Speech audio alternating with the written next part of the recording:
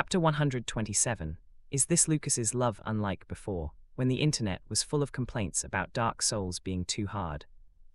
In the few days since launch, the earliest group of players who stayed with the game had completely changed their opinion. With this first group of veterans leading the way, later players didn't feel so lost. For the game's most basic content, they could now get answers.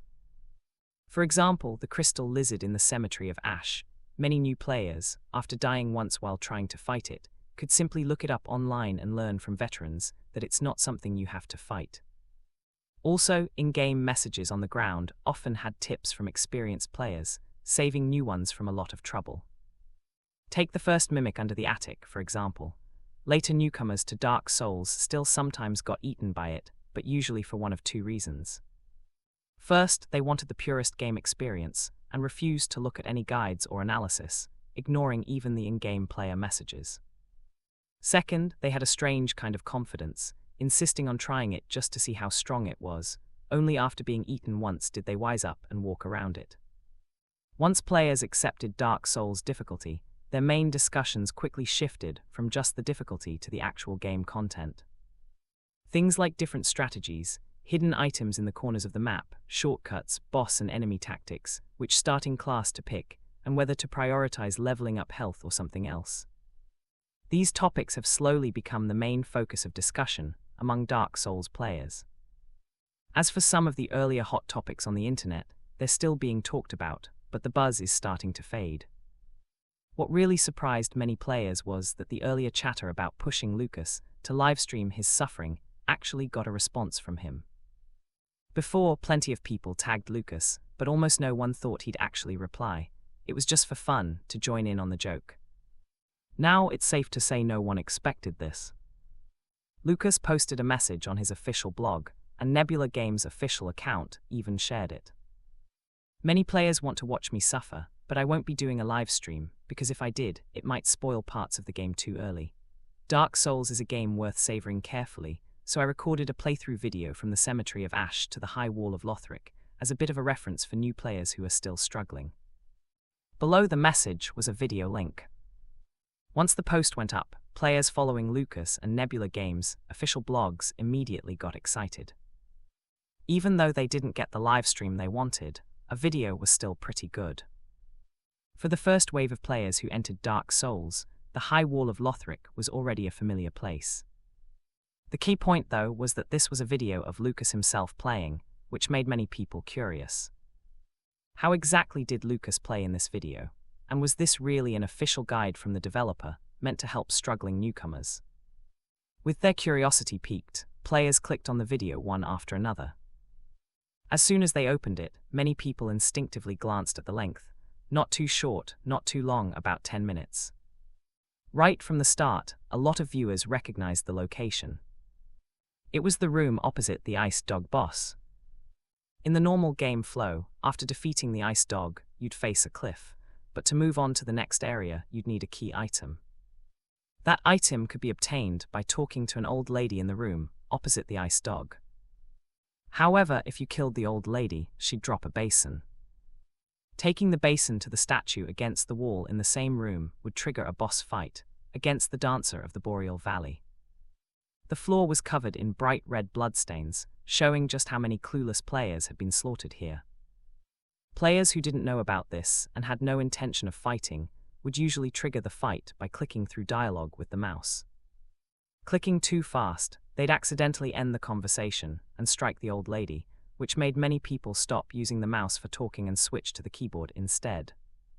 The Dancer was jokingly called the real, second boss of Dark Souls by countless players who had been brutally taught a lesson here. Well, Eudex Gunda didn't count, since he was just a tutorial boss. Dancer one-hit kill guide. The video suddenly paused, with this text appearing in the middle of the screen. In an instant, all the viewers were stunned. What the hell, a Dancer one-hit kill guide? That's brutal. Wasn't this supposed to be a beginner's guide? On screen, the character was a deprived, with no ember and no armor, holding two small clubs. Many viewers were baffled at this point. According to the guides shared by skilled players online, the Dancer of the Boreal Valley was clearly meant to be fought much later in the game. early game weapons without upgrades did pitiful damage. While it was possible to defeat her early without taking a hit by playing extremely carefully, the difficulty was sky high. But now, seeing this setup, could there really be some huge secret? The video quickly cut past the middle part of the story and jumped straight to the dancer's fight scene. In the next moment, the dancer, like a phantom, appeared right next to the player character. Her blade fell, and the health bar instantly dropped to 0. Yep, the useless guy's health bar was gone. The first batch of players watching the video were stunned, and only then did they react. Damn, I got all ready for this, and it's just this. I want to say something, but I can't, because the title fits perfectly. This really was a one-hit kill. So this is supposed to be a one-hit kill guide. No joke, I could do this too. One-hit kill from the dancer, isn't that just anyone can do it? The video's comments started flooding in. As players laughed, they also started to feel a sense of familiarity. After all, in the game, how many times had they died just like that? Soon, the cheerful players were drawn in by what came next. In the game, a knight appeared in the cemetery of Ash. There are already quite a few Dark Souls guides online, and for new players starting out, most people still think the knight is the best starting class. That's because it comes with a sword, shield, and armor, making it more forgiving than other classes, at least if we're just talking about fighting Eudex Gunda. If you only care about beating Gunda, then the Pyromancer, with its faster casting, is actually a better choice. But once you reach the high wall of Lothric and beyond, the knight feels more comfortable to play. In the video, the knight pulled the coiled sword from Gunda's chest, officially starting the fight. When Gunda attacked, the player blocked it head-on with the shield. The stamina bar dropped sharply, but the health bar didn't budge at all. Then they took advantage of Gunda's attack gap, rolled back to create distance, and slowly let stamina recover. Then they found an opening to land a hit. After that, they didn't care whether Gunda's animation had finished, they just raised the shield again. The video then sped up, and many viewers were shocked. There was basically no fancy gameplay here. The only thing to watch was the stamina bar, mindlessly hold up the shield forever. Wait for the boss to finish attacking, sneak in a hit, then go back to turtling behind the shield. A lot of viewers were stunned. This was just way too cowardly. Most players only used shields in emergencies, or for parrying. But hiding behind a shield for the entire fight like this, many players had never done that. It was like turning a real-time fight into a turn-based game. When Gunda entered Phase 2, the black firebombs from the burial gifts finally came in handy. They easily made it to Firelink's shrine, and then headed to the high wall of Lothric. When facing the Lothric knight, many viewers wanted to see how the player would deal with it.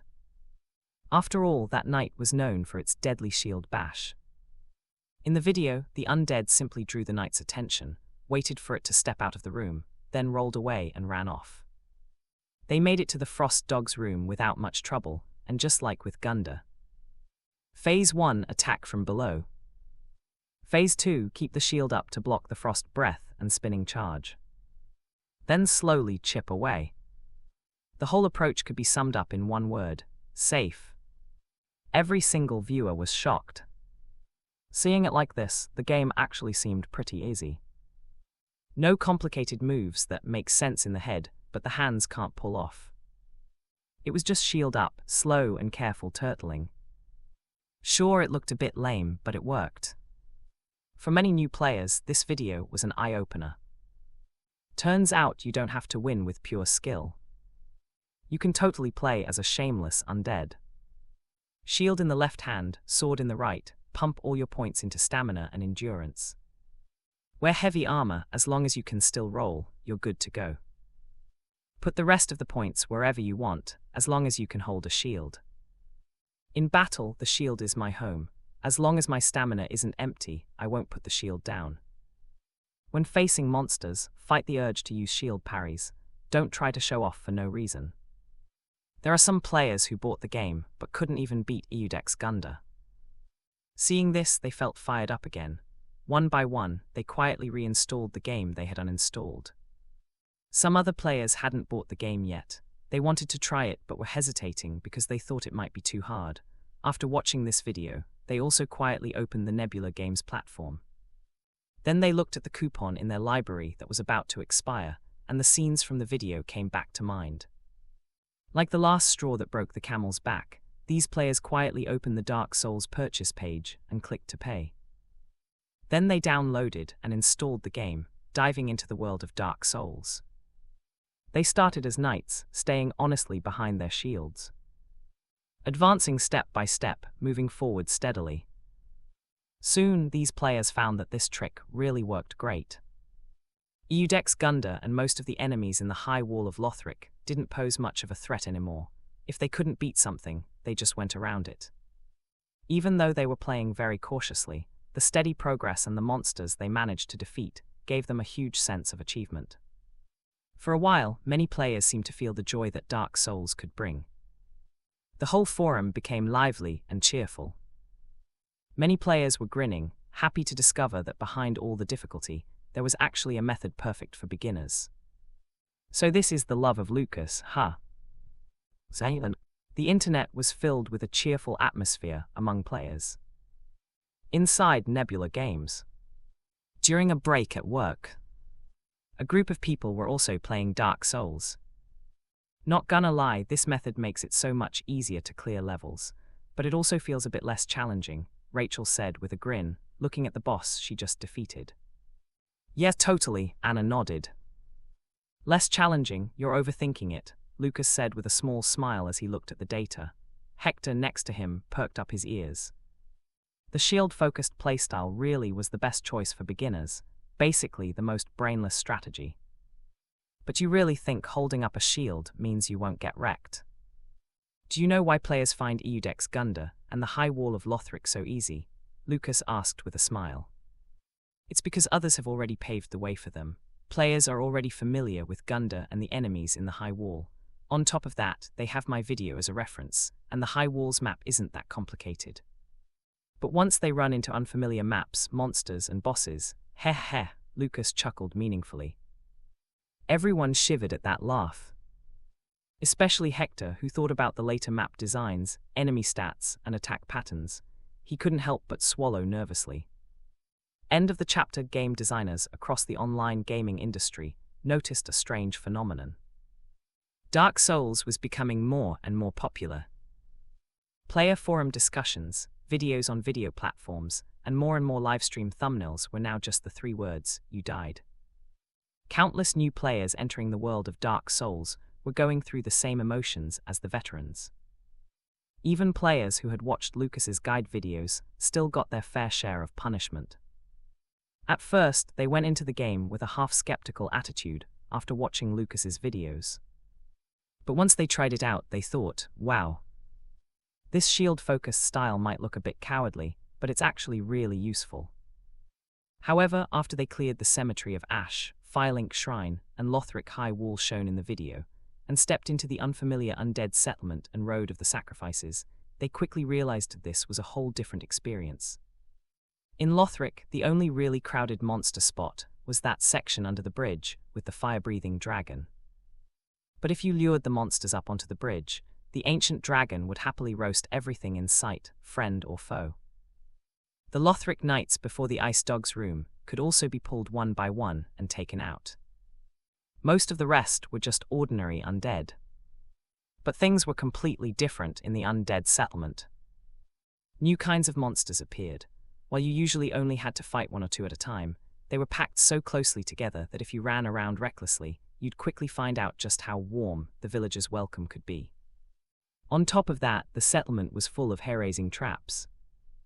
When players spotted a white glowing collectible item ahead, they happily rushed over, ready to pick it up. But little did they know, a monster holding a huge jar had been lying in wait on a nearby ledge for a long time. Just as the player reached the item, the monster dropped the jar straight down, blacking out the entire screen. And as a bonus, it gave them a nice refresher on how to read those 3 words, "You died." A dagger-wielding ambusher could be hiding up on the rafters, while in dark corners, enemies with throwing knives would attack from range. Even iron cages that looked like they were just holding corpses could turn out to be living monsters. And of course, there was the overly friendly fat auntie, ready to leave a lasting impression on any player who didn't feel like fighting. All of this left players, who barely suffered in Lothric High Wall, crying out in frustration. This was a totally different kind of treatment. Damn, this map design is so evil, just like those mimic chests, but now there's someone ambushing you too. What the hell is this? Fat auntie, get out of the way. I'm still young, I need to keep fighting. Jar guy, let's talk this out. Put the jar down. Okay, wait, where the hell did you pull that giant saw from? What's with the rats in this sewer? Am I playing Outlast or Dark Souls? And where are all these skeletons coming from? Dodge roll, little bro. I'm not panicking at all. Wait, what the hell? Where did that spear come from? It's like a damn missile.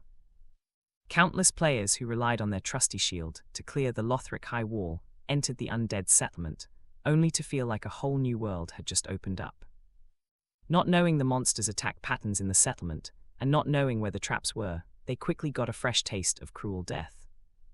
Countless players had beaten Eudex's Gunda and taken down the Ice Dog with their two ultimate skills, shielding and staying under the boss's legs. But after they took the keepsake from the old lady and were led to the undead settlement, cold, hard reality smacked them in the face. With a huge hammer made of metal, covered in spikes and scorched by fire. The only thing that gave them some comfort was that in the settlement, they were finally not alone. Here, for the first time, they got to enjoy the fun of fighting side by side. A knight in a round, bulky suit of armor, looking just like an onion. After solving the elevator puzzle, you can meet this cute onion knight halfway up the lift. With his help, you defeat a scary-looking fire demon. With the onion knight drawing the enemy's attention, many players find this fight to be one of the easiest in the whole game. The only shame is that, judging from its health bar, it's just an elite enemy, not a boss. After the victory, you learn the onion knight's name and receive a drink from him. Together, you share a toast with the shout, praise the sun, and unlock a new gesture. But that's as far as it goes. The onion knight stays behind to nap, while the player continues forward into more suffering. As players explore further, they realize the map gets more and more vicious. There are giant crabs in the swamp of the Road of Sacrifices, and a black knight lurking under the ruined temple. Many players end up with headaches from all this. Just when you think things can't get worse, passing through the Road of Sacrifices brings you to the deepest pit of malice. That's the infamous Farron Keep, and it completely breaks countless players. How can you even describe it? Let's just say it's one of the most unforgettable maps for any player. A poisoned swamp as disgusting as a sewer, slowing your movement so much you're forced to roll just to move faster. All kinds of creepy monsters roam here, giant club-wielding brutes. Shampoo brothers who jump on your head like they're washing your hair, and curse frogs whose bulging eyes make your sanity drop fast.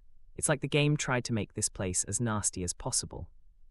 Worst of all, you have to extinguish fires here to progress to the fight with the Lords of Cinder.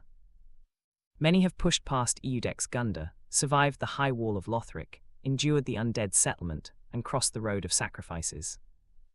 Only to finally collapse under the cruelty of Farron Keep. I can't take it anymore. Can some pro please help me? I'm about to break. +1, can anyone share a map of this cursed swamp? I've gone in circles twice and I'm still missing one fire. Please save me. I'm done. This disgusting poison swamp is bad enough, but even the small enemies here are strong. +1, shampoo brother is too op, he just keeps washing my head. Don't even get me started. The giant root-wielding monsters by the wall pin me down like I'm a pile of manure. I'm crying. And those cursed frogs, they're not strong, but their design is way too gross. Countless players complain non-stop, though some can't resist rubbing it in. Haha, you guys enjoy your misery. I've got just one fire left. Once I put it out, I'm heading to fight the Lords of Cinder and leaving this swamp for good.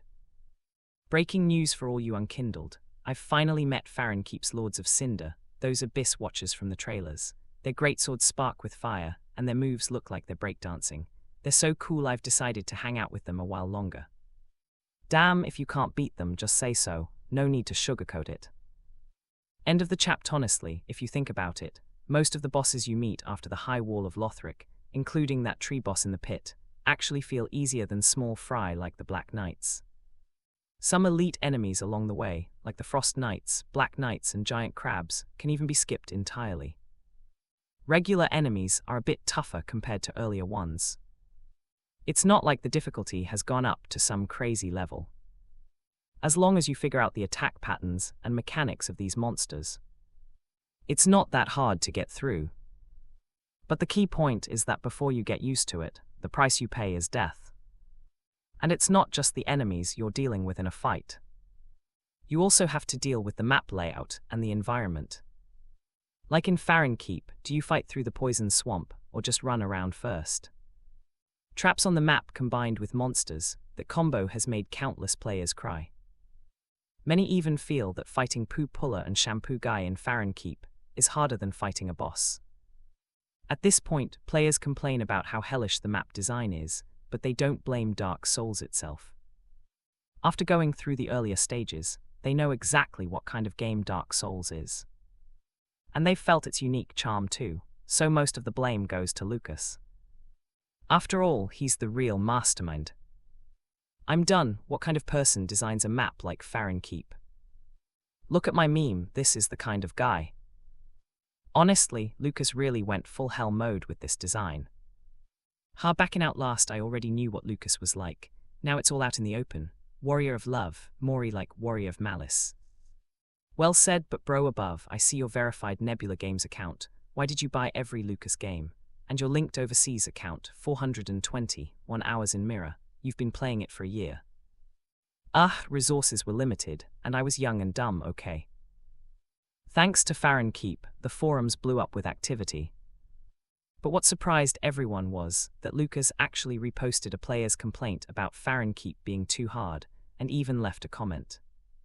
The comment was simple: Fahrenkeep is indeed one of the hardest maps, top-tier difficulty. Seeing Lucas say this left countless players speechless. So you do know this map is pure malice. But after venting, many players started to feel hopeful. If Fahrenkeep is the peak of malice, then after surviving it, things should get better, right? Of course, some players suspected it wouldn't be that simple. And after barely getting through Fahrenkeep, they soon realized the truth. Yes, Fahrenkeep really is one of the most malicious maps. But that doesn't mean the maps after it are any easier. After beating the Farron Dancers, the Abyss Watchers, you unlock the path to the Catacombs. In the Catacombs, players really learn what love means. Skeletons with big swords and huge groups of skeletons, that's just the start. The traps here left countless players completely stunned. You're just walking, and suddenly the wall shoots out a row of arrows that blow you up. Then out of nowhere, a giant skeleton ball drops from above and smashes you. There are jars all over, and if you're the type to break everything, a strange mist comes out and teaches you how to raid. You died again. And for the hardcore players who make it to the Irithil dungeon and profaned capital, the mental damage only gets worse. On top of all the malicious traps, the monsters and atmosphere here make timid players shake like they're back in Outlast. Giant baby heads screaming, maggot men and people in cages giving you pure nightmare fuel, and corpses shrieking when you pick up items. A pack of rats and giants might drop literal poop after you kill them. And then 7 jailers with red-hot branding irons form a squad just to teach you what it means to be roasted alive. Many players didn't back down when they first faced Eudex Gunda. They gritted their teeth through Lothric's high wall, pushed themselves in the undead settlement, and finally transformed in Fahrenkeep. But when they got here, they completely lost their nerve, saying they'd rather stick with Crestfallen Bro. As for this flame, whoever wants to pass it can go ahead. Unlike regular players, who just quit when they don't feel like playing anymore. Streamers on all major platforms suffer and enjoy at the same time. The suffering, the game is full of malice, and its crazy difficulty is just brutal. The joy, players love watching it. Especially those who gave up like watching streamers play, because it feels relatable. When the streamer dies, they can even throw out a few sarcastic comments in the chat. That's pure fun. The hype on streaming and video platforms also pushes the game's sales and popularity higher and higher. It brings in wave after wave of new players, because everyone knows playing and watching are two different things. Many players, after watching streamers lose their minds from constant failure, think, "I won't end up like that." Then after buying the game, they realize it's nothing like what they imagined. And these players each deal with it in their own way. Some choose a straight refund. Some buy it but never play. Some keep pushing through and awaken a special kind of mindset, feeling the unique texture and charm of the Souls series. Meanwhile, while everyone else is suffering, Lucas at Nebula Games is grinning from ear to ear as he watches the points climb. For Dark Souls, the emotional harvesting just won't stop. At first, most players were contributing pure resentment. But later, after beating tough bosses and getting better weapons, they brought in joy and excitement too. That's the special thing about Dark Souls, it's not a game made just to torture people. Beyond the crushing resentment, once players really immerse themselves and adapt, there's a lot of satisfaction to be had.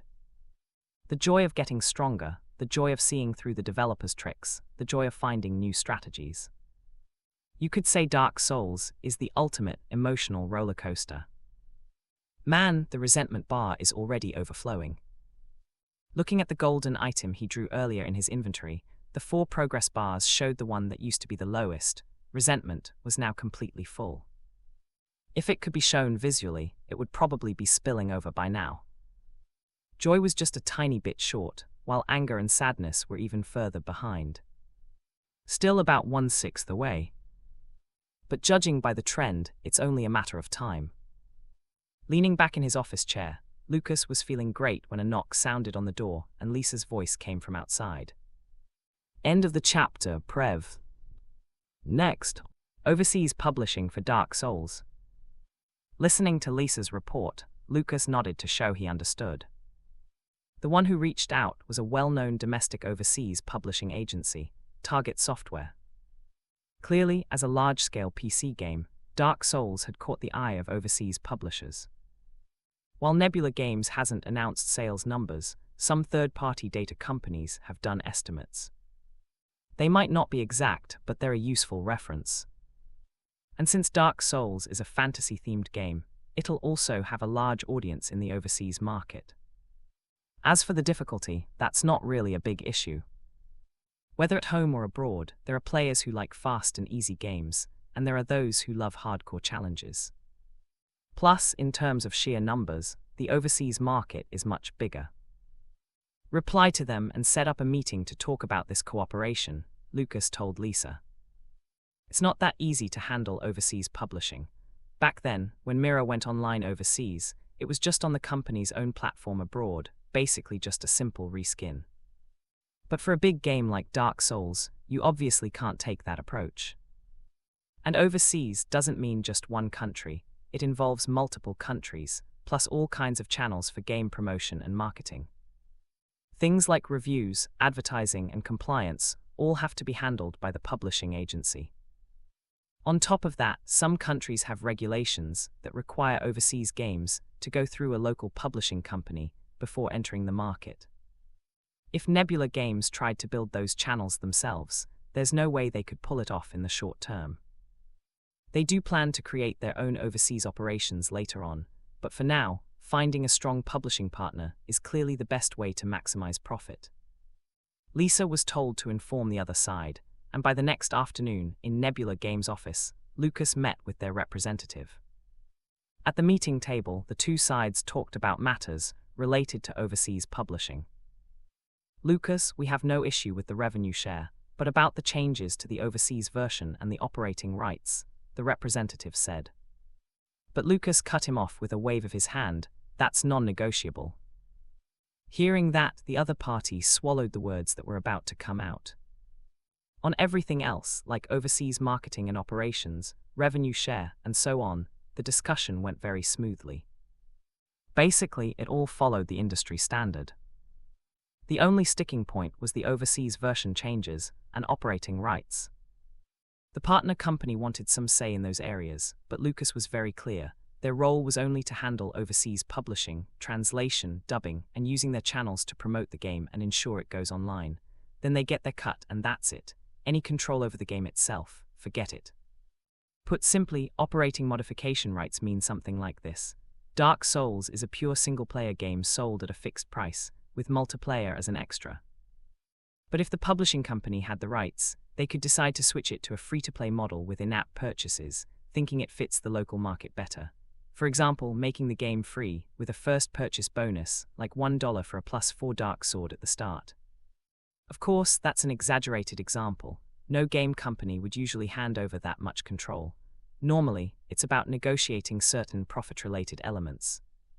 The tricky part for the partner was that Lucas clearly wasn't willing to give even a little bit of that power.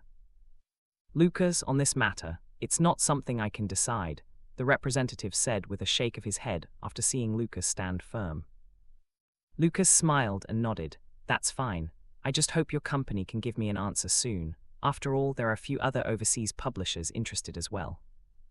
True or not, believe it or not, it wasn't his problem.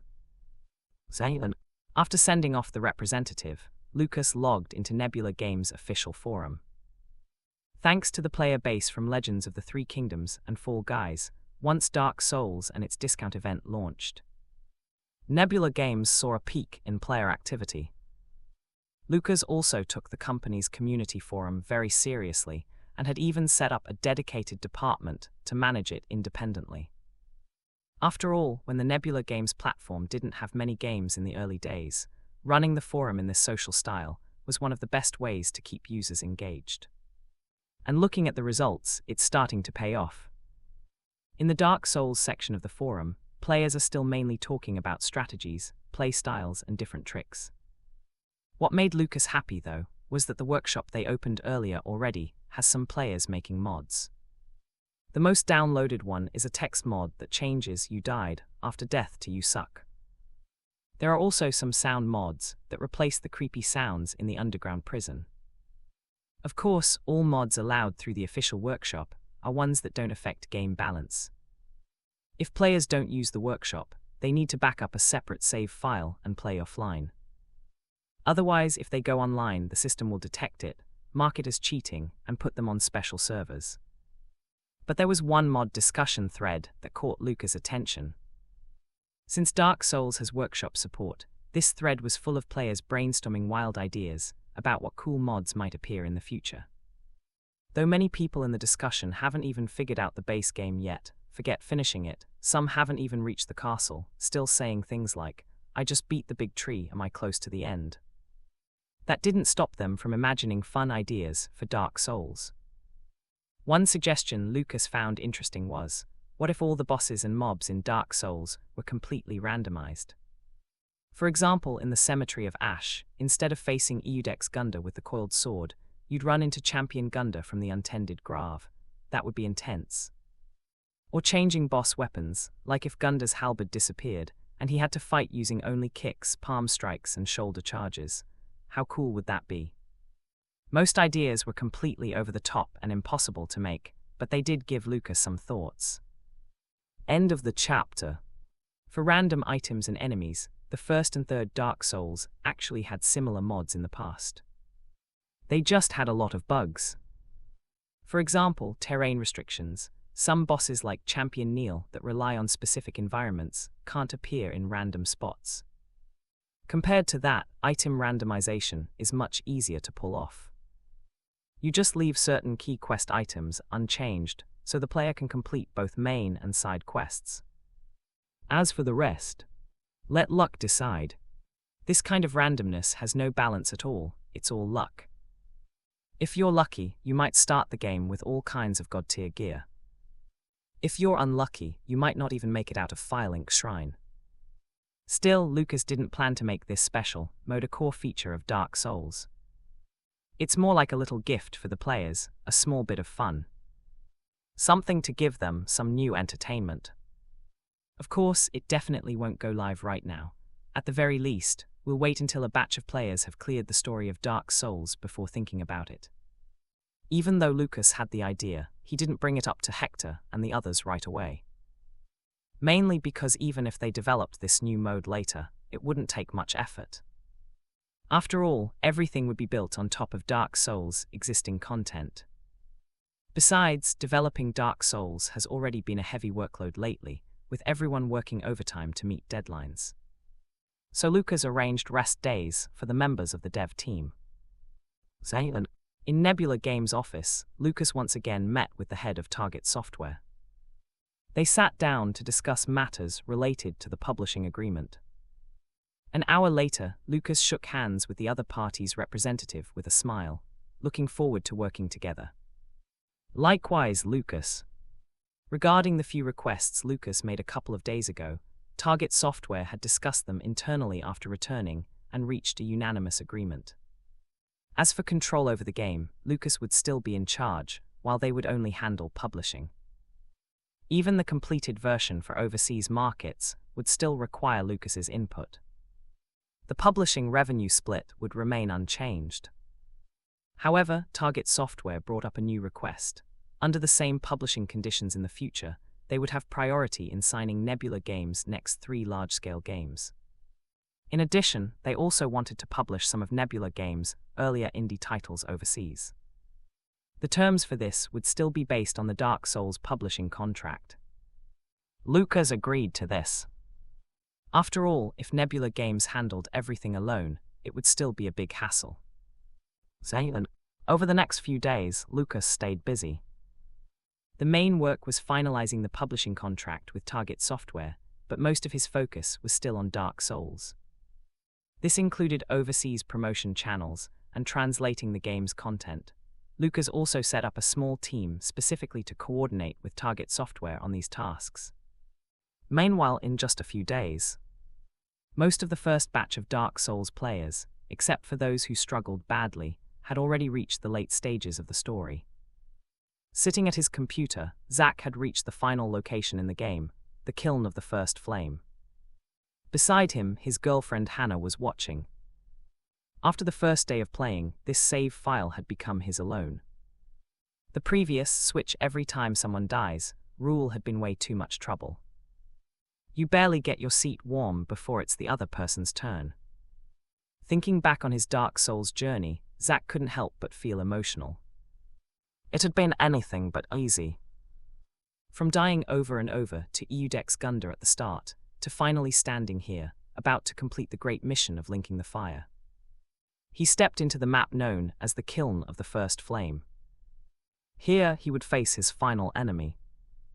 At the far end of the vast chasm, under a sky thick with dark clouds, a blood-red sun hung low, its last light staining everything crimson. Most of that sun was already swallowed by darkness, with only a thin sliver still shining. Looking around, he saw the ruins of a fallen royal city, twisted giant trees, and countless strange buildings as if pulled from different times. The ground was littered with all kinds of weapons. And of course, the place was covered in bloodstains. Zack was already used to that sight. After all, in Dark Souls, if there's a map without players' blood and tears left behind, that would actually be the strange thing. Even in the seemingly safe Firelink Shrine, there are countless bloodstains from players who provoked Crestfallen Warrior. Moving forward slowly, Zack finally saw the last boss. His armor was almost burnt to charcoal, and in his hand was a flaming spiral sword, the very symbol of every Fire Linker's fate. No need for words, time to fight.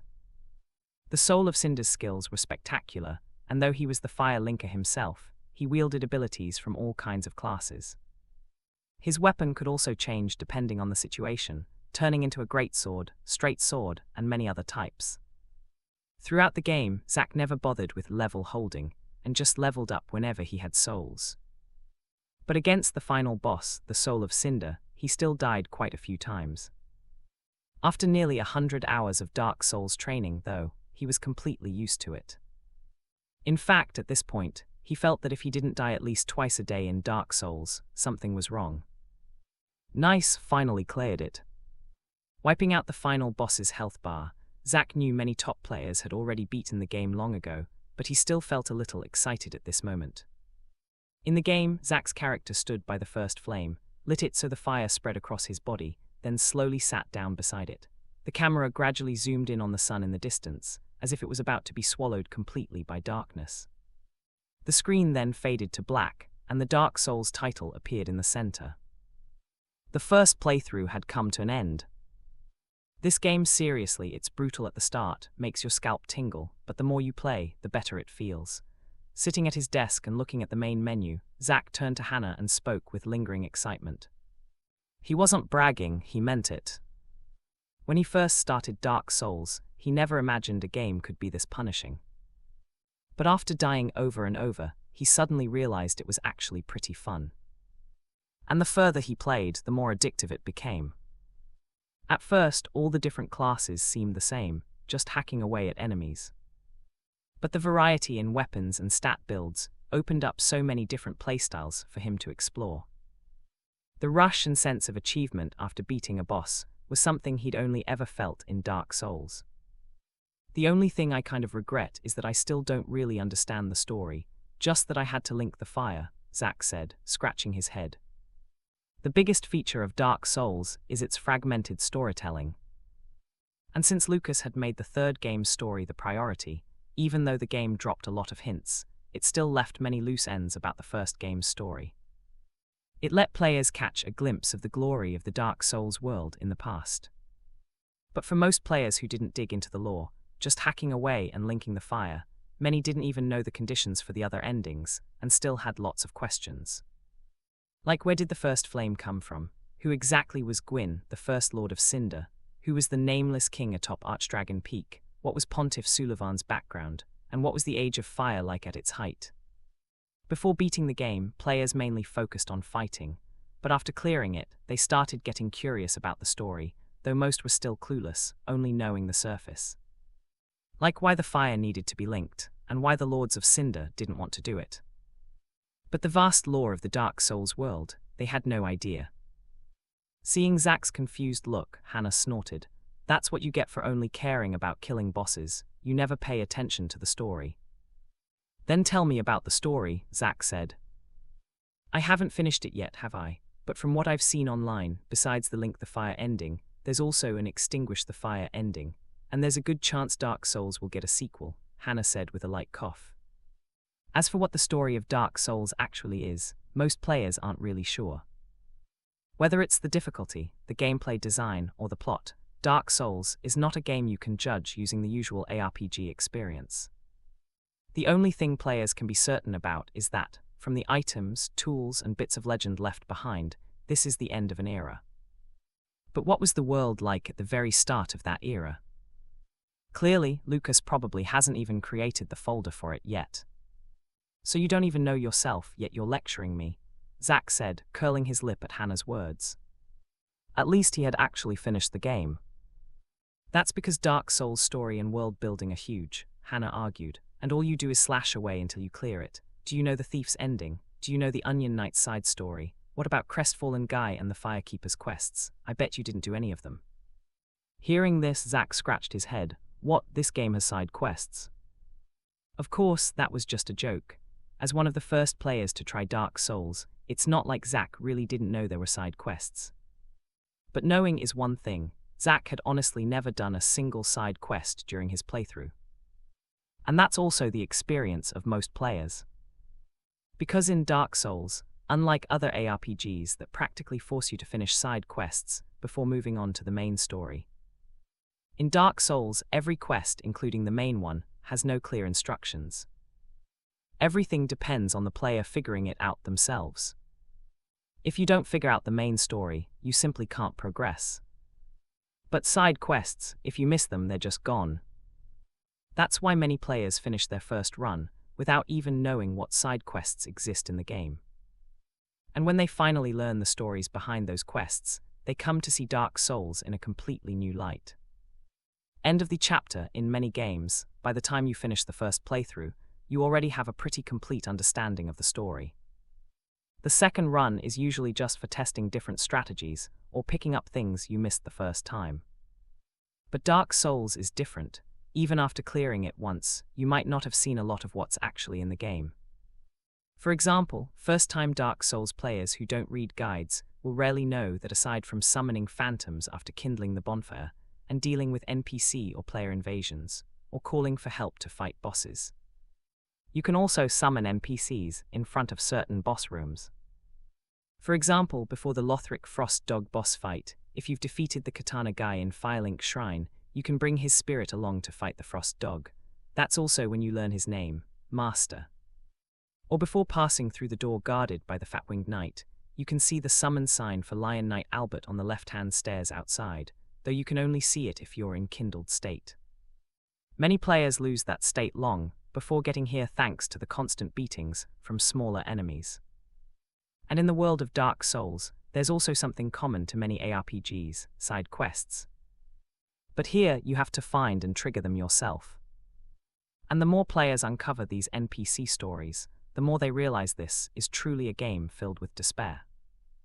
The world, story, and difficulty are all like that. In the first area where players begin their adventure, under the high wall of Lothric, there's a hooded thief named Greyarat locked up. If you rescue him, he'll appear in a corner of Firelink Shrine and give you an item, asking you to find a woman named Loretta in the undead settlement. She might be his lover or maybe a relative, but clearly she's the person he holds dear. To repay you, the thief will even go out to steal useful items and sell them to you cheaply, far cheaper than the old lady by the blacksmith. But when you reach the undead settlement, you accidentally knock down a hanging corpse. Picking up the glowing item it drops, you realize this corpse is the very person the thief was looking for. You return to tell him the news. I see that woman, she's dead. Thank you, I had a feeling it might be like this. Well, I feel a bit lighter now. Take this ring, think of it as a thank you. His calm tone still carried a sense of despair. After that, the thief will help you by going out to steal things. Each time he'll bring back some useful items. The first time he sneaks back safely thanks to his own wit. The second time, if you meet certain conditions, he can also return safely from Irithyll of the Boreal Valley and tell you that an Onion Knight saved him.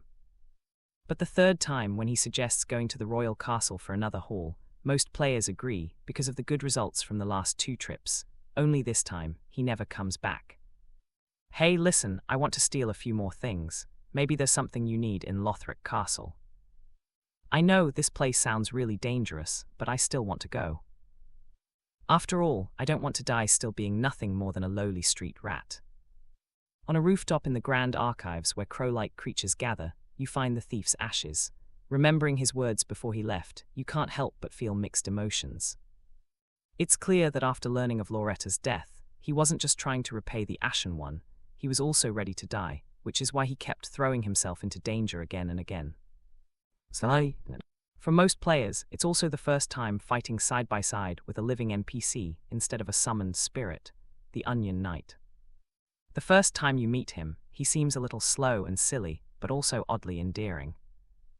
At the same time, you can feel his cheerful and loyal nature. Seeing the Ashen One fight the fire demon, he jumps in without hesitation to help, and afterward, he even shares a drink and toasts the sun with you. Along the journey, the Onion Knight and the player meet several times, until in Irithyll, he tells you something important. He has a mission, and it happens to align with the Ashen One's goal. He must personally send off his old friend, Ihorm the Giant, one of the Lords of Cinder. It's a promise he once made, a knight's highest vow of honor and friendship. When the bell to awaken the Lords rings, Ihorm rises from his slumber to see his capital in ruins, his people turned into piles of corpses and rivers of blood. Inside, he feels not only guilt, but also burning hatred toward the linking of the fire. His hopes had twisted into a monstrous flame that devoured everything, and his soul warped under its power. The corruption of the profaned flame completely broke his mind. He cast aside the shield he had carried for years, took up a great machete, and stood guard in the deepest part of the profaned capital, attacking anyone who dared enter in a frenzy of obsession. And the Onion Knight, Sigurd of Katarina. He was ready to fulfill the vow he made long ago, to personally kill his dearest friend. Storm Ruler, the twin greatswords that can bring down a giant. One was placed beside Ihorm's throne in the profaned capital, and the other was given to his most trusted friend. Ihorm, my old friend. Knight of Katarina, Sigurd, has come to keep his promise. May the Lord of Cinder and the Sun be with you. After a fierce battle, the body of Ihorm the Giant collapsed. Exhausted, the Onion Knight sat down on the spot, as if he had returned to that moment when he first fought side by side with the Ashen One to defeat the fire demon. Sorry about this, always making you save my life. But still, thank you. Thanks to you, I was able to fulfill my own promise. Well then, let's have one last drink together. The Onion Knight once again offered the Ashen One a cup of his own brewed wine, and they drank together. May your courage and duty and my old friend Ehorm be with the sun. All right, I'm going to take a little nap. You have to do that after a celebration. My friend, may you safely see your mission through. The two had met during their journey for different reasons, but the Onion Knight had now completed his mission. The Ashen One still had theirs to finish. The Onion Knight sat there with his head lowered. But this time, he did not let out the sound of snoring like before. It was only after the player walked far away that a dull thud of something falling reached their ears. All players understood that for the rest of the journey, they would never see the Onion Knight again. There were far too many characters in the game who left a deep impression on players. There was Hawkwood the Deserter in Firelink Shrine, constantly spreading despair. Once a member of the Abyss Watchers, he finally gave up his hopelessness after the player kept accomplishing what he thought was impossible and chose to inherit the Abyss Watcher's will. He stopped seeking swordsmanship and instead pursued the power of dragons. After cutting through Archdragon Peak, he obtained one half of the Twinkling Dragon Stone, and his story came to an end at the place where he had once fought alongside his companions, the Farron Keep. Taking up his greatsword again, Hawkwood brought the entire undead team's Estus flasks and fought the Ashen One for the Dragon Stone. The winner would gain the power of the ancient dragons, and the loser would sleep forever. Then there was the Saint, burdened with the mission of becoming a Fire Keeper. If she came into contact with the Dark Tome, she would lose her sanity and be consumed by darkness.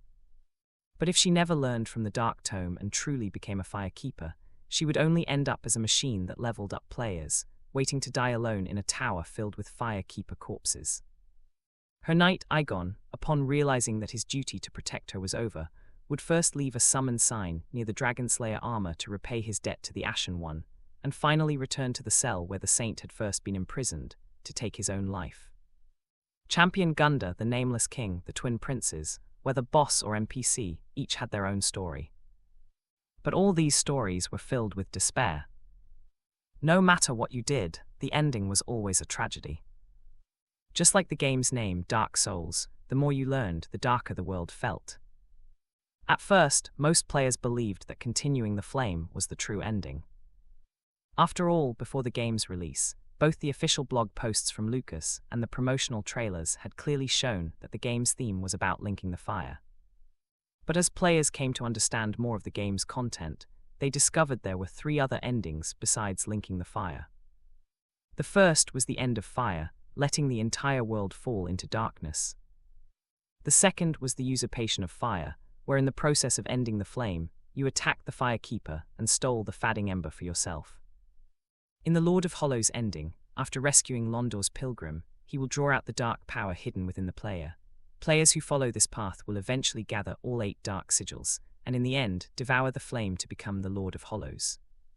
Whether linking the fire is the right choice has become one of the biggest debates among players. Each of the 4 endings has its own supporters. Those who favor linking the fire believe it means passing on the flame of hope. Once the fire goes out, the world falls into darkness, filled with wandering souls. How could such a hopeless world possibly be the right choice?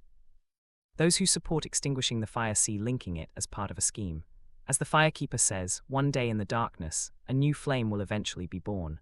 Plus, in the end, you get to be with the Firekeeper forever, so if the world is dark, so be it. Of course, there are also players who believe the Lord of Hollows ending is the true one. Even the ending where you steal the flame has many who think it's the real conclusion. The reason is actually simple.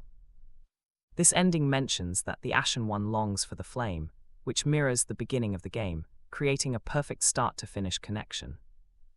And this ending even has narrated voice lines, "What's not to love?" But in any case, the story of Dark Souls is fragmented and open-ended. It's like the saying, 1,000 readers have 1,000 Hamlets. Every player has their own idea of the truth. More and more players who have beaten the game now study Dark Souls like archaeologists, digging into every detail. They hope to find more convincing evidence to prove that their own interpretation is the correct one. Even though Lucas didn't release content from Dark Souls 1, the existing related material is already enough for players to imagine the kind of epic story hidden behind it. The deeper they dig, the more they are moved. At first, suffering was the label stuck to Dark Souls, but as more storylines and small details in the game came to light, it became clear that suffering, hardcore, and high difficulty aren't enough to fully describe it. It has a charm far beyond that. End of the chapter. For most games, especially single-player titles, their peak popularity usually comes in the first and second weeks after release. After that, the hype gradually fades, especially for games that had a big promotional push before launch. This is pretty much the norm in the gaming world. For many players, once they've beaten a single-player game, apart from collecting items or replaying it, most won't go through it again. They've already seen the story, so unless there's something fresh in the gameplay, it's hard to get motivated for another run. On top of that, developers usually don't keep promoting the game afterward, so its popularity naturally declines. But Dark Souls was a complete exception. Its popularity just kept climbing. As more players finished it and discovered its deeper details, its review score rose from the initial 8.3 to 9.3, and it still seemed to have room to grow. This also left countless game designers in the industry feeling baffled. Why is Dark Souls getting more and more praise? I don't get it. The main thing is that Dark Souls' score really was underrated before. Now it's bouncing back, but what I really can't figure out is, hasn't it been almost a month since it launched? Why is the hype even higher now? Yeah, video platforms and streaming sites are basically flooded with Dark Souls content. All I can say is Lucas and his Nebula games are dangerous. But looking at third-party sales numbers, even though Dark Souls is hot, the sales don't seem that crazy. First-month sales probably capped at 4 million. That's just because the hype is so huge. 4 million in the first month for a big title is low. With discounts later, it's only a matter of time before it hits 10 million. It feels like Dark Souls' design goes completely against all the usual rules of ARPGs. How can it be this successful? As Dark Souls exploded in popularity, the whole gaming industry kept talking about this phenomenon of a game. Major developers and designers also started studying Dark Souls in reverse. Before this, everyone thought Lucas had messed up. No minimap, too much difficulty, harsh death penalties, all of these were reasons players complained about Dark Souls early on. But why did these exact things turn into strengths over time? Nobody could figure it out. Countless game designers looked at Dark Souls' unshakable popularity and started doubting everything they knew. It completely overturned their understanding of game design. Some were even more frustrated, those developers and designers who tried to swoop in and steal players when Dark Souls reviews tanked at launch. Now they were all stunned. At Eagle Falcon Entertainment, Simmons felt his blood pressure rising, his vision almost seeing stars. He had imagined many scenarios, but he never thought a game that seemed doomed at launch could completely turn things around without changing its content. The game isn't the problem, the players are. Players have to adapt to the game. This is a common joke among game designers. Veterans in the field rarely take it seriously.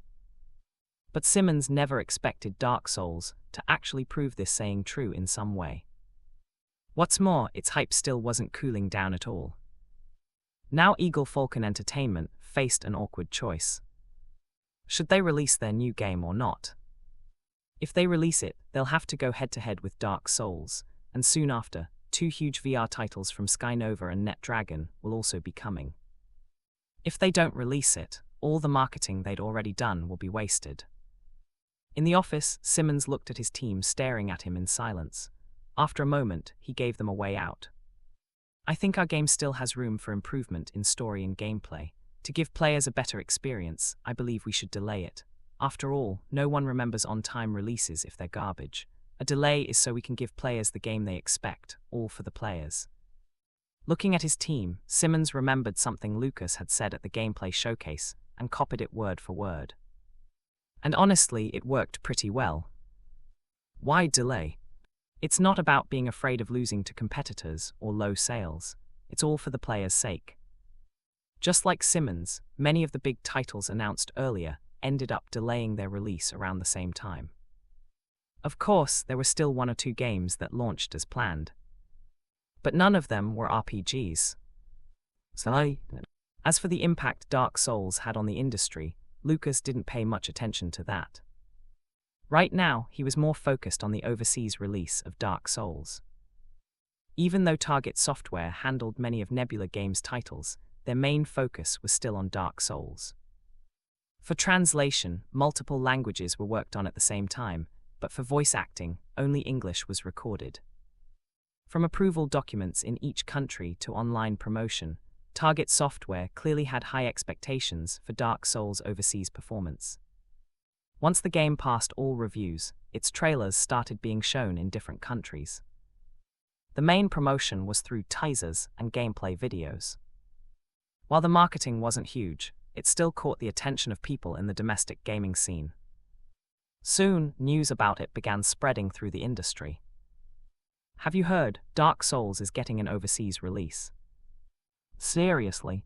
Go check some big overseas gaming communities and forums yourself. They're already running Dark Souls ads.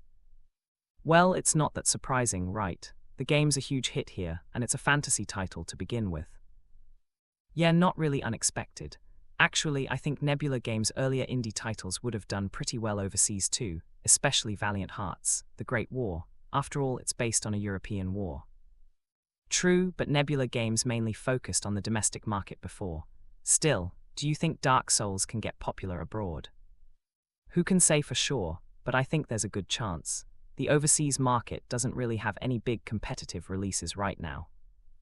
On domestic social media and gaming forums, plenty of players were talking about it. I heard Dark Souls is getting an overseas version. Overseas version or not, doesn't really have much to do with us. I wonder if they'll open overseas servers later. Kinda want to invade some foreign players.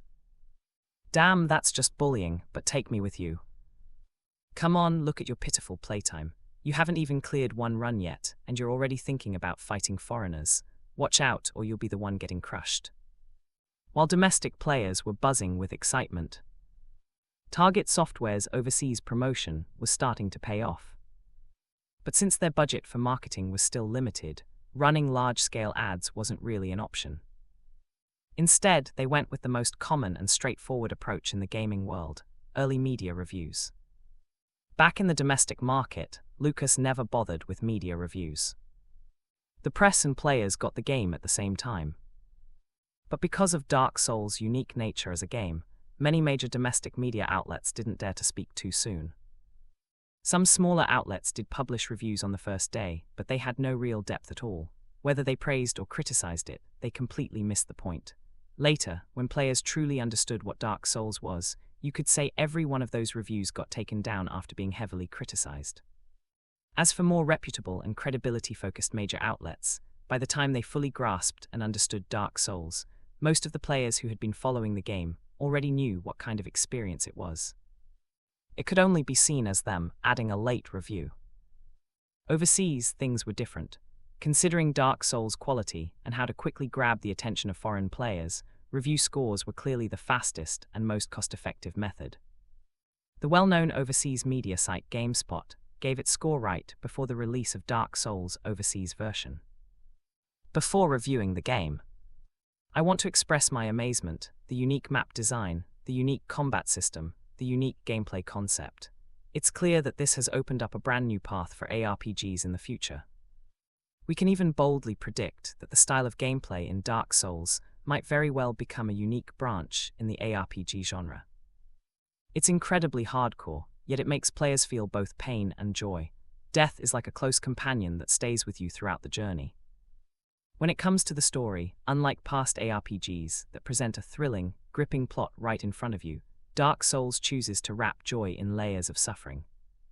If you want to savor it, you must fight and fail again and again, grow braver with every attempt, and ultimately surpass yourself.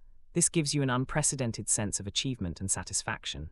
It's a bold approach. One small misstep and they could have crashed and burned. But they pulled it off. The game is damn irresistible. The level and boss designs are perfect. It's not difficult just for the sake of being difficult, but truly well thought out. Every time I cleared an area, it felt like solving a puzzle, and every time I defeated a seemingly unbeatable boss, I could feel my blood boiling. On top of that, there are many NPC side stories in the game, but without clear guidance. Players have to dig them out themselves, and it's even possible to accidentally get those NPCs killed, completely cutting off that storyline in a first playthrough. The art style and map design are also captivating. Take the High Wall of Lothric at the start, for example. There are many exploration routes, and the game subtly guides players to check every corner of the map. The placement and patrol routes of enemies are also carefully designed, so much so that going through an area forward or backward gives players completely different experiences. The wide variety of weapons further enriches the combat system, making it far from dull or repetitive. Score 9.5. Recommendation: if you can accept and endure a bit of pain at the start, Dark Souls is absolutely worth experiencing. After GameSpot's 9.5 rating, other well-known overseas outlets also gave the game high scores. End of the chapter. The flood of positive reviews was so unanimous that people started to wonder if these outlets were paid off. Well, alright, Target Software did pay for some PR work. But this was also mainly because of Dark Souls' own quality. Otherwise, for big names like GameSpot, a simple PR payment wouldn't be enough to make them blatantly lie. As for the results, they were pretty amazing.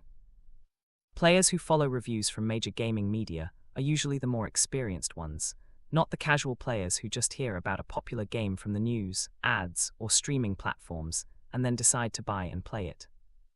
Dark Souls has a hardcore style, which has caught the attention of many players. On a large overseas gaming forum, players from different countries were discussing various gaming topics. One of the trending threads there was about Dark Souls. Have you heard, there's this new game that just came out called Dark Souls?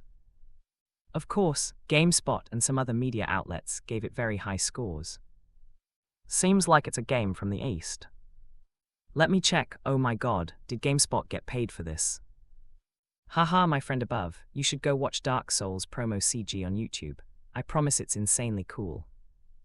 Yeah, you should check it out. It's really cool, unless it's just a teaser scam. Don't worry, my friend, I can guarantee it's not. The game has already been out for almost a month in their country, and there are videos on YouTube from local streamers and content creators. You can clearly see how the game actually plays. With Target Software's push into the overseas market, the popularity of Dark Souls started to rise. The high ratings from major gaming media, along with its top-notch CG animation, made many overseas players curious. Was the game truly as good as it was hyped to be, or was it just all talk? A lot of players wanted to find out for themselves. As for the overseas promotion, after learning about Target Software's marketing approach and strategy, Lucas stopped paying attention to it for the time being. Everything that needed to be done had been done, and the rest was up to the market to decide. Besides, Lucas had something else on his mind that was even more exciting. The golden item he had drawn earlier had finally reached the required points thanks to Dark Souls' performance in recent days. In his office, Lucas eagerly opened the golden capsule toy from his inventory. A burst of golden light flashed. A card appeared in front of Lucas. Game AI Performance Technology optimizes game AI performance to make it more like real-life intelligence. Requirements: own a fully funded AI technology company, X, 20 million in research funds, X. Lucas was stunned when he saw the golden card in his inventory. It was the first time he had ever drawn an item like this. Game AI was no stranger to Lucas. For any game, AI was one of the most important elements. The quality of a game's AI greatly affects how immersive it feels to players. In this parallel world, AI performance was already better than in his previous life. But it still couldn't be called true artificial intelligence. In Lucas's view, real artificial intelligence should at least be on the level of the Terminator from his previous life. But whether such technology is good or bad for the world is hard to say. In parallel worlds, many industries already use AI, such as smart homes and certain jobs that involve dangerous work. However, these uses don't really apply to the gaming industry. Compared to AI that can be used in games, the technology level isn't actually that high. Also, AI in the gaming field is different from AI in other fields. Even so, the gap between big game companies and small studios in this area is still huge. Just like building up experience in action mechanics, AI also requires strong technical foundations. The reason Lucas chose to make Dark Souls before was that both the action and AI requirements for Dark Souls were relatively low. This is a game focused mainly on level and boss design. But for games that need a lot of player interaction with the game world, AI plays a very important role in the experience. In Lucas's original plans for Nebula games, besides continuing to research action performance, AI and related technologies were also on the roadmap. Now this item came at just the right time. The only thing is that it has certain conditions for use. And judging by the times symbol at the back, it seems there are also requirements for the so-called AI tech company, though they're not specified. Lucas then checked the points he had saved up, and he had to admit, Dark Souls was definitely a great points farming tool. With 136 draws worth of points, this was the richest Lucas had ever been so far. But he didn't rush to use them right away. On one hand, his current abilities were enough for now, and there weren't any big projects coming up. On the other hand, the overseas version of Dark Souls was about to launch, so he planned to save them up and enjoy a big draw all at once later. After thinking for a while in his office, Lucas called Lisa in and asked her to make a list of AI technology companies, both domestic and overseas, to see which ones could meet the requirements of the item card. It was also a way to get a better idea of the market size. The condition clearly stated full ownership. So that meant he had to buy an AI tech company. Of course, building one himself would also count as long as it met the requirements. But starting from scratch would be much slower than buying one. Still, Lucas wasn't in a rush this time. Unlike the previous time-limited items he drew, this one had no time limit written on it. Even if he couldn't use it right away, he could just hold on to it for now. Then Lucas called Hector into the office, based on the player's current progress in Dark Souls. It was just the right time to prepare a small surprise gift for them. And the new mode would also be a great way to rack up more points. End of the chapter, while Lucas was working on developing the new mode. The overseas version of Dark Souls, after some time of promotion and hype, finally launched in multiple countries. The price varied depending on the region.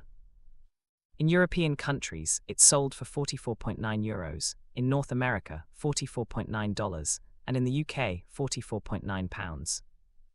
Compared to most big games on the market, the price was $5 cheaper. Of course, compared to prices in our country, it's still much more expensive. After all, we're a developing country, so naturally, the price here would be lower. When Dark Souls went online, many overseas players who had been keeping an eye on it bought it right away.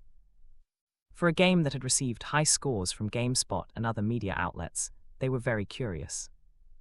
As for whether the game would live up to the hype, it didn't matter much. There was always the option to get a refund. But once they got into the game, there was one thing they could confirm right away. The game wasn't just a flashy trailer scam. The actual gameplay experience wasn't much different from what was shown in the previews. As they got deeper into the content, time passed, and players all over the world quickly felt the unique charm of Dark Souls. Zaylan, you died. In the cemetery of Ash, Eudex Gunda, who had already become an RBQ in our country, once again showed his true power overseas. In different countries, facing different Ashen ones, Gunda's halberd once again proved how terrifying it could be. When they finally defeated Gunda, reached Firelink Shrine, and moved on to the High Wall of Lothric, just like players in our country, they were beaten to the point of feeling dazed. Sneaky monster placements, cunning ambush traps, every player experiencing Dark Souls was instantly left dumbfounded. How can there be a game like this? Even though GameSpot and other game media had all mentioned words like malicious and high difficulty in their reviews, most players didn't take it seriously at all. After all, no matter how malicious or hard a game was, could it really destroy them? Now they knew it actually could. But in major community forums, overseas players didn't stay on the difficulty topic for too long. One reason was that GameSpot and other media, as well as Target Software's promotions, had never avoided talking about the difficulty, it's just that the players themselves never imagined it could be this hard. Another reason was that there were already various Dark Souls guide videos. They didn't cover everything yet, and strategies were still being figured out, but some completed guides were available. On overseas streaming platforms, some streamers were also watching these to prepare for later stages of the game. This indirectly sped up the spread of Dark Souls strategies. So compared to our players, who were the first to dive into the malicious levels completely unprepared, overseas players could access more detailed guides, making their experience in the game a little less painful. Of course, only a little. My god, the difficulty of Dark Souls is just insane. I swear, before playing this game, I never would have believed any game would dare do this. Yeah, and the craziest part is that this game doesn't even have a difficulty setting. You either accept how hard it is, or you give up on it. I have to say, this is just so cool. This company actually did something other game companies wouldn't dare to do. I think I'm starting to like both the company and the designer who made this game. I wonder if this company has made any other games. You can check on YouTube. This is actually their first big project. Before this, they were making indie games, but their work was just as good. Really, I wonder when it'll be released here. I want to see more of their games. With the overseas release of Dark Souls, its popularity started climbing steadily. If you only look at the market in one country, the domestic population alone is already huge. But compared to the entire overseas market, even just counting Asia, Europe, and North America, the numbers are still very impressive. As the hype kept growing, the first week sales for Dark Souls overseas were finally revealed. It sold 220,000 copies worldwide on the first day. Not too high, but not too low either, especially since Nebula Games and Lucas didn't have much influence overseas. Even their publisher, Target Software, didn't have much of a track record. The game mostly got noticed thanks to reviews from sites like GameSpot and online ads. Many players were still on the fence on day one, so by the second day, sales actually went up. By the end of the first week overseas, the number had reached 2.3 million copies. And judging by the current momentum, this clearly isn't the peak yet. Overseas monthly sales could very well break 4 million copies. That wouldn't be hard at all. Just like what happened with domestic players, as overseas players slowly progressed through the game and uncovered the story of Dark Souls, they started paying more attention to its plot. Target Software already had a plan for this, working with content creators to post fully translated videos explaining the game's lore and backstory. These epic and tragic storylines drew in even more overseas players, boosting sales once again. Including domestic sales, it's safe to say that Dark Souls has secured a spot in the 10 million sellers club. As for the revenue, since it's from overseas, it'll take some time for the money to actually reach the company's account after taxes and other formalities. End of the chapter. Lucas didn't announce the overseas sales numbers for Dark Souls. But after talking it over with Lucas, Target Software decided to reveal the game's first week sales to celebrate and help with the next stage of promotion. Gaming Industry Forum. Dark Souls is selling really well overseas. That's not too surprising. After all, sites like GameSpot gave it such high scores. Yeah, I never would have thought a game like Dark Souls, which goes against the usual trends, could do this well. Even though Dark Souls is still within the ARPG framework, its gameplay design and core ideas are totally different from half the ARPGs out there. Do you think its success can be copied? I think it's possible. There are plenty of players who enjoy the challenge. As long as the difficulty is fair and well designed, not just hard for the sake of it, even if it doesn't reach Dark Souls numbers, it shouldn't do badly. Good point, and right now, apart from Dark Souls, there's no other game of this type on the market. Lots of potential here. While you're still talking, the smart ones are already studying it and preparing new projects. While industry designers are wondering if soul-like games can become a lasting category, ordinary players are much simpler. They're just happy that a game they love is doing so well. And more importantly, with results like this, the sequel is practically guaranteed. From the little hints in Dark Souls, it's obvious the sequel has huge potential. Did you hear? Dark Souls is selling really well overseas. Yeah, and it's got great reviews. It's especially popular in Europe and America. Haha, check P Station. There are tons of funny videos of foreign streamers getting wrecked by the game. Not just funny, it reminded me of my first time playing Dark Souls.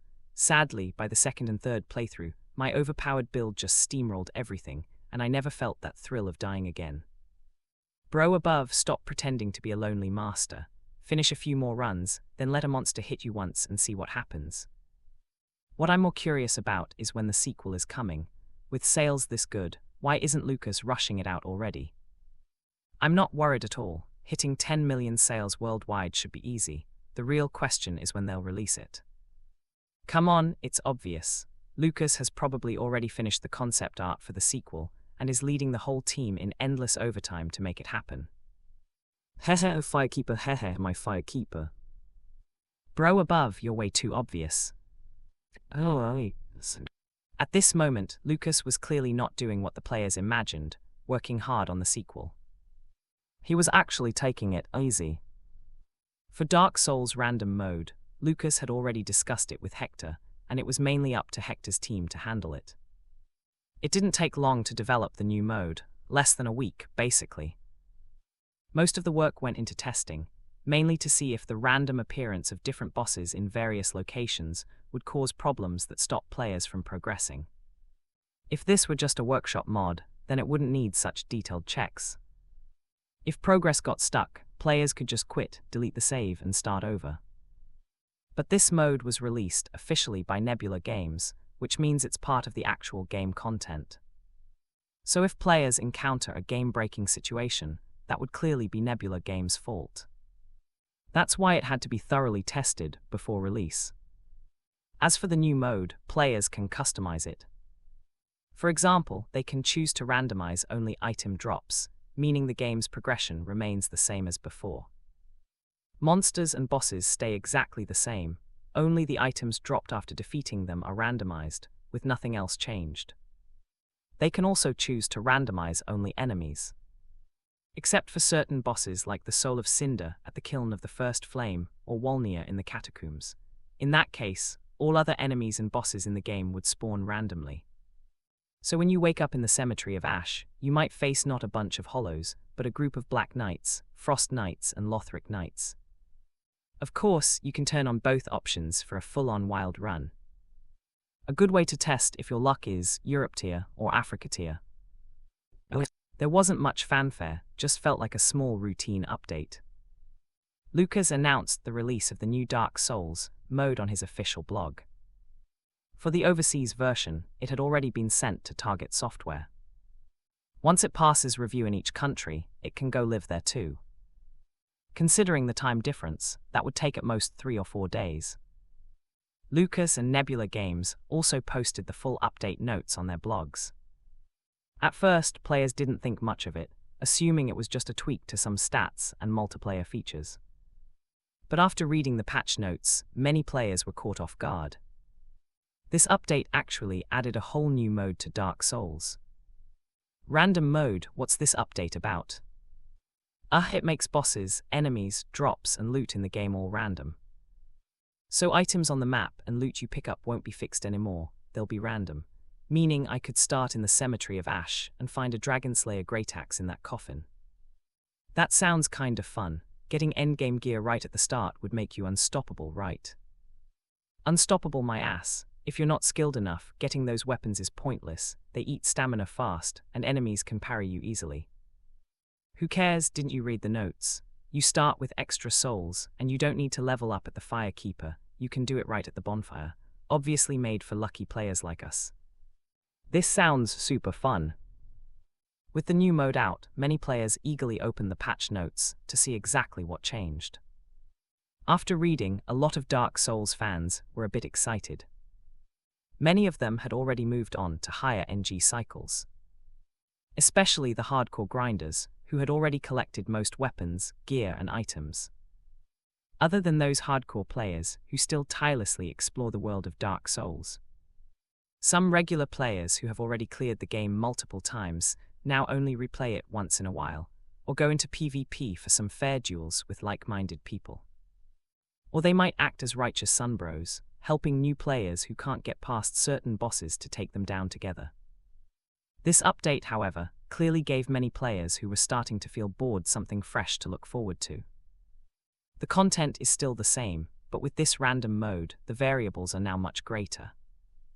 End of the chapter. On Shark TV, a streamer named Shin was live streaming. Naturally, the content of his stream was Dark Souls. He bought the game as soon as it came out. At first, just like most regular players, he was overwhelmed by all the tricky traps and the high difficulty settings in the game. Compared to most streamers, though, he was clearly among the more skilled ones. He was in the first batch of players to finish Dark Souls. Aside from streaming, he also made related walkthrough videos for video sharing sites. In his own words, the purpose of walkthrough videos was to help all regular players beat the game. His walkthroughs gave very detailed explanations for Dark Souls, covering how to deal with bosses, elite enemies, and map stages, so they had high view counts online. But after a while, they suddenly stopped. I'm not slacking, I'm not that kind of person. I'm working on it. You'll see the new walkthrough episode soon, Shin said as he entered the Dark Souls game menu. You know, walkthroughs are mainly to help new players understand Dark Souls better, and also to help less skilled players clear the game smoothly. That's the real point of a walkthrough. But since Dark Souls is a pretty complex game to cover, walkthrough videos take a bit longer to make. All I can say is, it'll be soon, Shin spoke while opening Dark Souls. Since random mode and normal mode can't exist together, he had to start a new save. Shin quickly created a new save and glanced at the creation screen. It wasn't much different from before, still choosing the character, origin, and burial gift. After thinking about it, he picked Knight as the starting class, so no matter his luck, he'd at least have a set of usable gear. Of course, choosing Deprived also had its benefits, balanced stats that could quickly make use of whatever items you find early on. If luck's on your side, Deprived might actually be the best class for this mode. As for the burial gift, Shin decided on the fire gem. At least that would guarantee a minimum safety margin. As for something like the life ring, if you're meant to die, you'll still die. He quickly made a face for his character, then entered the game and skipped the opening cutscene. After all, he had seen it countless times. But instead of the usual game interface, a few options appeared before him. Only random items, only random bosses, random all enemies, only random items and bosses, everything random. If we're going random, then let's go all the way. Without much hesitation, Shin picked everything random. Not long after he made the choice, a knight climbed out of the coffin.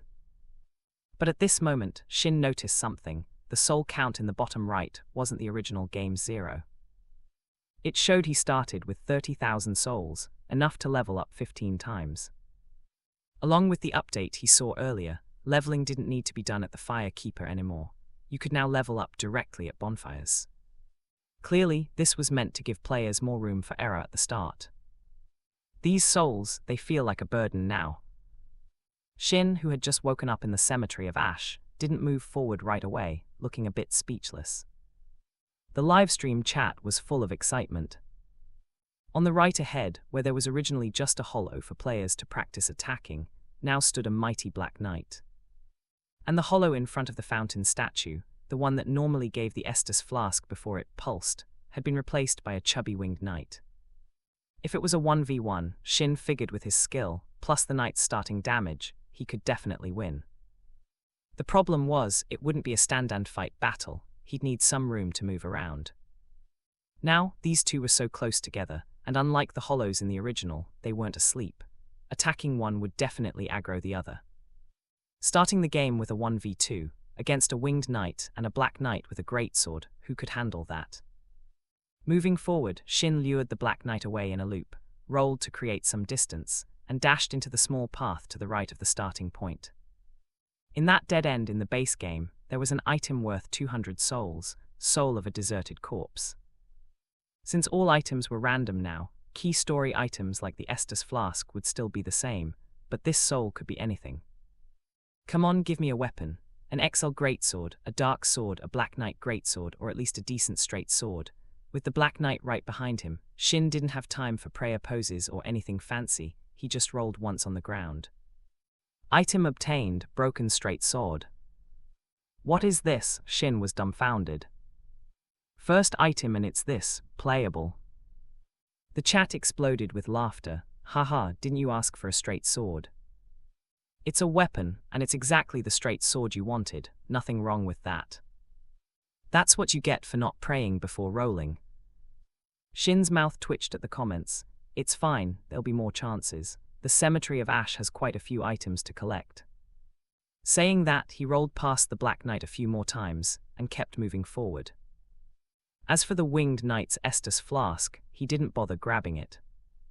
Continuing onward, with random enemies on, the Cemetery of Ash was now filled with all sorts of monsters. Jailers from the Irithil dungeon, mimics standing upright, Lothric knights, and even regular sewer rats. Most of them weren't to be messed with. Sticking to his avoid fighting if possible strategy, Shin ran toward the Crystal Lizard's cave. On a first playthrough, there was still a soul to pick up there. If he ran into a weak enemy, he'd let them have a closer look at his handsomeness. Ignoring the turn-back message on the ground, Shin went through the path into the Crystal Lizard's cave. Inside the usually spacious cave, a massive creature was crouched motionless. The stray demon from the broken bridge at the top of Farron Keep. Forget it. He glanced at the terrain, then at the glowing white item, and decisively turned back. Thanks to some godlike rolling, Shin reached the first bonfire. But instead of leveling up right away, he pressed on. Because there were still 2 collectible items left, one was the original firebomb, and the other was a Titanite shard. But on the narrow path to the firebomb, seeing a Lothric knight with a spear and a giant axe-wielding serpent, Shin fell silent again. It's fine, there's still one last hope. He ran along the cliff edge, pressed space, and jumped onto a coffin. That's when Shin noticed there were a bunch of messages on the ground. He hadn't seen them before because the Black Knight had been chasing him. Wait, you can see other players' messages in random mode too. Shin clicked on them out of curiosity.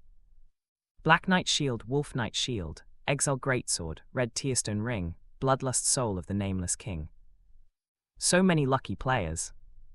Looking at the messages left by others, it was obvious they marked the items they'd found. That made Shin start to look forward to what he might get. He didn't pick anything up right away. Instead, he walked around in circles, used the rest gesture he'd unlocked at a bonfire, and only then picked up the item on the ground. A fadding soul. I'm done, I'd rather you just give me the original Titanite shard, Shin almost cried. This mode is so cruel to unlucky players. What's even the point of these useless drops? Looking at the souls count in the bottom right, Shin went straight back to the previous bonfire and spent them all on leveling up. Then he went to the stray demon area to grab the item there. Soul of Boreal Valley Fort. Seeing that, Shin finally let out a sigh of relief. At least it wasn't totally useless junk this time. Then he went to the firebomb spot for another random item pickup. Battle Axe +4. It was the starting weapon for the warrior class, but already at +4. Nice, big score. Not only did I get an axe, I also basically got a pile of upgrade materials for free. I can feel it, my luck is coming back. Let's go, time to check out the boss. Just as I thought, bitterness first, then sweetness. I've got a feeling this first boss is going to be super easy. Crystal Sage, Greatwood Tree, Frost Dog, any one of them will do. Respawning at the bonfire, Shin equipped his newly found +4 battle axe, his gloomy expression completely gone. But when he pushed open the boss door, he fell silent. This boss was indeed weak in the original game, but now. The lonely king of the profaned capital, Ihorm the Giant. The UI at the bottom of the screen showed the boss name and health bar. Only the storm can fell the great tree. Only the storm can fell the great tree. Shin glanced at the livestream chat.